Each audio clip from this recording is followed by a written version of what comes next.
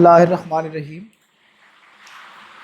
آج میں آپ کو ایک ایسے شخص کے بارے میں بتاؤں گا جس نے دنیا سائنس میں ایک انقلاب برپا کر دیا، اور کیسے ایک سیب گرا اور اس سیب کے گرنے سے اس شخص نے سوچنا شروع کیا، اور سوچ کے عمل کو جب آگے بڑھایا گیا تو بہت سارے ایسے قوانین ایجاد ہوئے جس نے دنیا سائنس میں بڑا انقلاب برپا پیدا کر دیا۔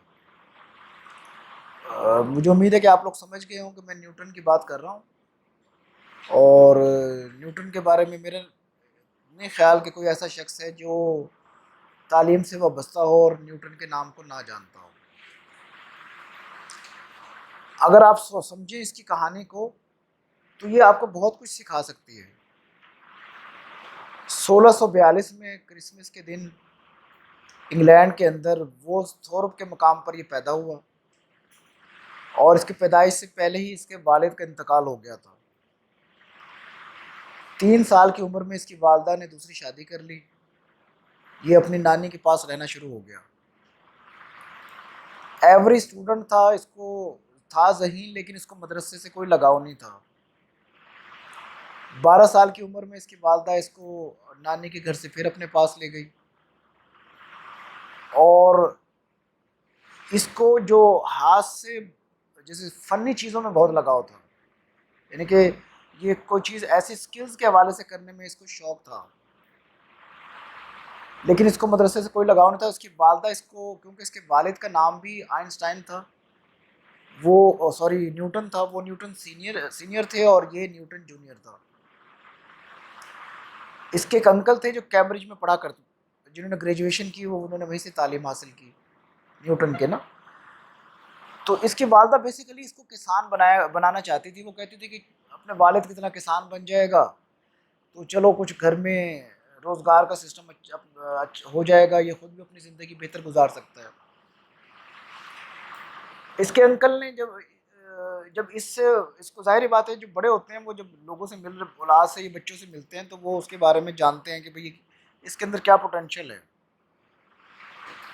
انہوں نے اس کو 18 سال کی عمر میں کیمبرج میں داخلہ دلوا دیا۔ وہاں پر جیسے ہی اس نے کیمبرج میں داخلہ لیا، اس کی دلچسپی علم فلکیات اور ریاضیات کے ساتھ بڑھنا شروع ہو گئی، اور یہ اس پر تحقیق کرنا شروع ہو گیا۔ ایک دن بیٹھا ہوا تھا تو بیٹھے بیٹھے درخت کے نیچے اس کے سر کے اوپر ایک سیب گرا، اور یہ حیران ہوا کہ وہ سیب کیسے اوپر سے گرا، اوپر سے جو ہے اس کے سر کے اوپر آ گرا۔ اس نے سوچنا شروع کر دیا۔ اچھا، اس سوچ اور ریسرچ، جیسے میں آپ کو کہتا ہوں نا، اسٹوڈنٹ کے لیے ریسرچ بہت امپورٹنٹ ہوتی ہے۔ اس ریسرچ نے، آپ یہ دیکھیں کہ قانون ثقل یعنی کہ گریویٹی تک اس کو پہنچا دیا۔ اس نے اس قانون ثقل کے بارے میں ایک بتایا کہ زمین جو ہے نا وہ ایک کشش رکھتی ہے، گریویٹی رکھتی ہے، ہم سب اس زمین کے ساتھ جڑے ہوئے ہیں، اس لیے ہم زمین کے ساتھ چلتے ہیں۔ پھر اس نے ثابت کیا کہ سورج کے پاس بھی بہت ساری ایسی طاقتیں ہیں، اس لیے بہت سارے سیارے سورج کے ارد گرد جو ہے وہ چکر لگاتے ہیں۔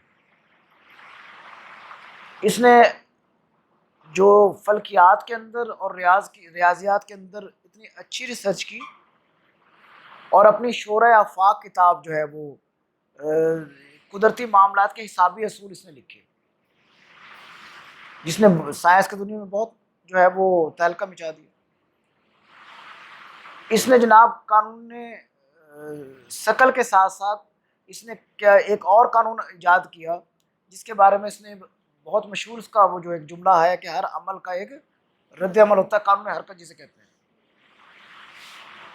پھر اس نے اور تحقیق کی، اور اس نے ایک دوربین ایجاد کی۔ دوربین پہلے بھی ایجاد ہوئی، لیکن جو اس نے بہت ایک عام فہم انداز میں دوربین کو تیار کیا، جو آپ بھی لوگ جو وہ خلا کے اندر وہ دوربین یوز کرتے ہیں، اور جس سے سائنسدانوں نے اس کائنات کی عمر کا اندازہ لگایا۔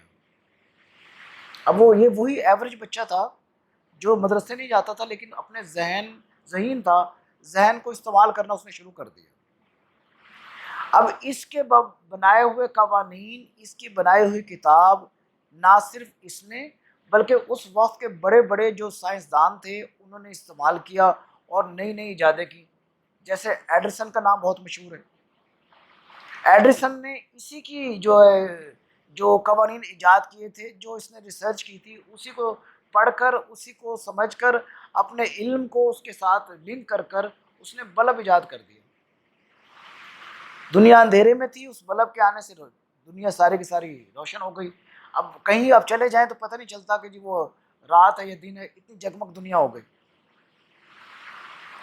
سمجھے؟ آئنسٹائن نے اس کی جو ہے وہ ریسرچ کو یوز کیا. ایڈسن، آئنسٹائن اور بہت سارے لوگوں نے جو ہے اس کی ریسرچ کو پڑھا.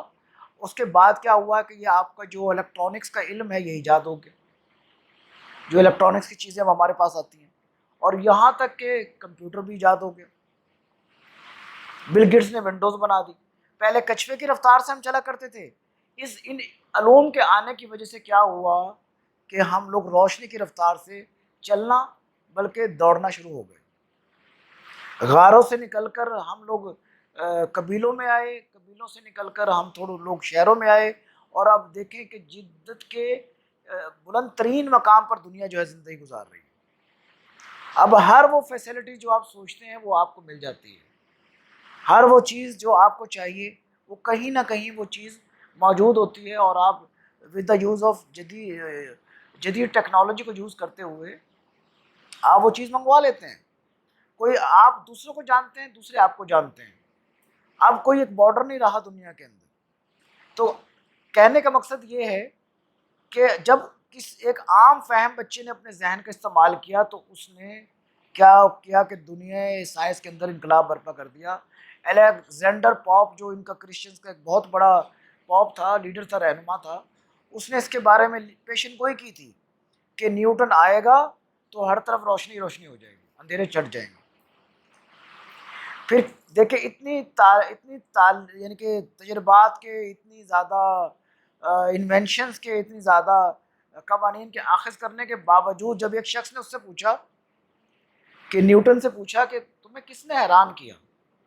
جیسے آپ تو سبھی کو حیران کرتے آ رہے ہو، آپ کو کس نے حیران کیا؟ نیوٹن کہتا کہ مجھے میرے ملازم نے حیران کیا. انہوں نے پوچھا وہ کیسے؟ کہتے ایک دن میں ہیٹر کے سامنے بیٹھا ہوا تھا اور مجھے گرمی زیادہ لگی تو میں نے اپنے ملازم کو بلایا اور ملازم سے کہا کہ ہیٹر کو کچھ کم کر دو. تو ملازم نے مجھے بلا کیا کہا کہ سر یہ تو کوئی مسئلہ ہی نہیں تھا، آپ اپنی چیئر کو تھوڑا سا پیچھے کر لیتے تو گرمی کم ہو جاتی. تو وہی نیوٹن جس کے اپنے اتنے کمالات ہیں سائنس کی دنیا کے اندر، ایک عام فہم نوکر نے اس کو اس بات پر بھی سوچنے مجبور کر دیا ہے.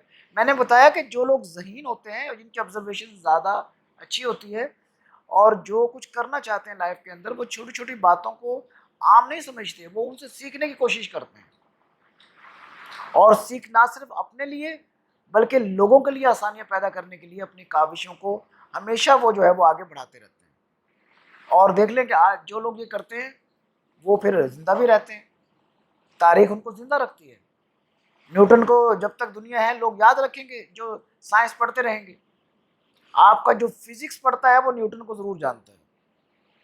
سمجھے؟ اسی کی تعلیم کو لے کر اب بڑے بڑے جو سائنسدان ہیں وہ کیا کرتے ہیں کہ وہ جو آگے ریسرچ کرنی ہوتی ہے وہ اس کی ریسرچ کو بھی سامنے رکھتے ہیں.